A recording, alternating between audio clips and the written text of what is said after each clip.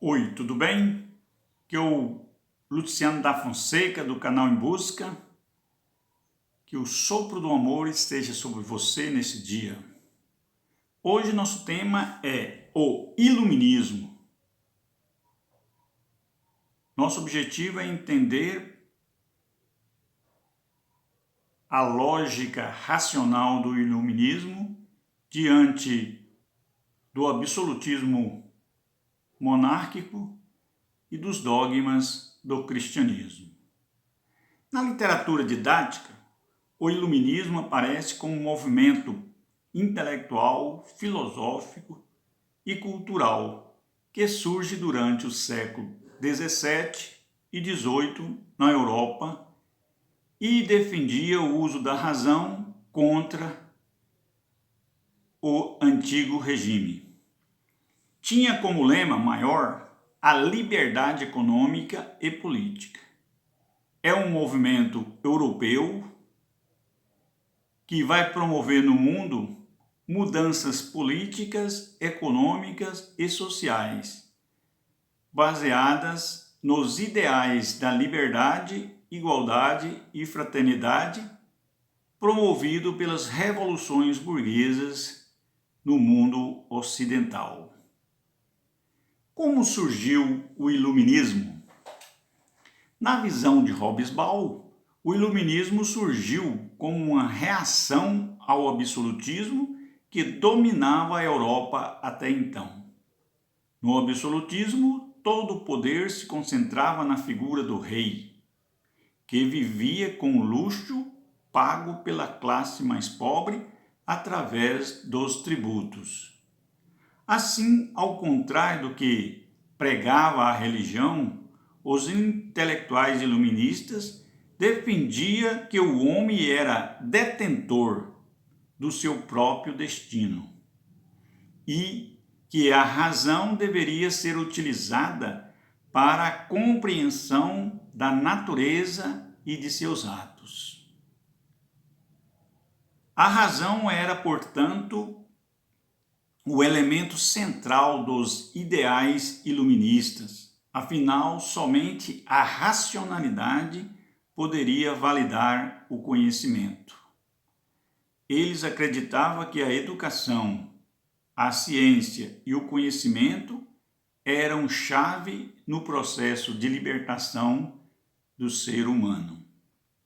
Conforme François Furet, o iluminismo tinha o apoio da burguesia, pois os pensadores e os burgueses tinham interesses comuns. As críticas ao movimento do antigo regime eram em vários aspectos comuns. Por exemplo, criticavam o mercantilismo, o absolutismo, o poder da igreja e as verdades reveladas. Com base nos 3 pontos acima, podemos afirmar que o iluminismo, enquanto teoria que sustenta o liberalismo e o capitalismo, defendia a liberdade econômica, ou seja, sem a intervenção na economia, a liberdade e a sociabilidade. Assim, além da liberdade econômica, defendia o antropocentrismo, ou seja, o avanço da ciência e da razão acima dos dogmas revelados. Por último, a burguesia vai defender os seus ideais de liberdade, de igualdade e de fraternidade. Assim, uma pergunta se faz necessária. O iluminismo questiona profundamente a Bíblia e as verdades do cristianismo, a partir da visão racional que eles buscam. A partir do século XVIII, as ideias liberais do iluminismo disseminaram rapidamente pela Europa. Alguns reis absolutistas, com medo de perder o governo ou mesmo a cabeça, passaram a aceitar algumas ideias iluministas. Estes reis eram denominados de déspotas esclarecidos, pois tentavam conciliar o jeito de governar absolutista com as ideias de progresso, de razão e de luz. Alguns representantes do despotismo esclarecido foram Frederico II da Prússia, Catarina II da Rússia e Marquês de Pombal de Portugal. Quais os principais pensadores do iluminismo? Os filósofos iluministas começaram a surgir na França em meados do século XVII. A palavra iluminismo remete ao movimento que desejava iluminar, clarear a sociedade europeia, que, para os pensadores da época, encontrava-se nas trevas, principalmente por causa dos dogmas e das crenças do cristianismo. Entre os teóricos, os escritores, autores do iluminismo, podemos citar, por exemplo, John Locke, que é considerado o pai do iluminismo. Sua obra principal foi Ensaio sobre o Conhecimento Humano, ou Ensaio sobre o Entendimento Humano, onde Locke defende a razão, afirmando que a nossa mente é como uma tábua rasa, sem nenhuma ideia. Ainda defendeu a liberdade dos cidadãos e condenou de forma veemente o absolutismo. Entre suas obras, além da citada, temos Cartas sobre a Tolerância e o Pensamento sobre Educação. Nesse contexto, Voltaire também foi teórico do iluminismo e se destacou pelas críticas feitas ao clero cristão, principalmente ao clero católico, sobre a inflexibilidade religiosa e a prepotência dos monarcas.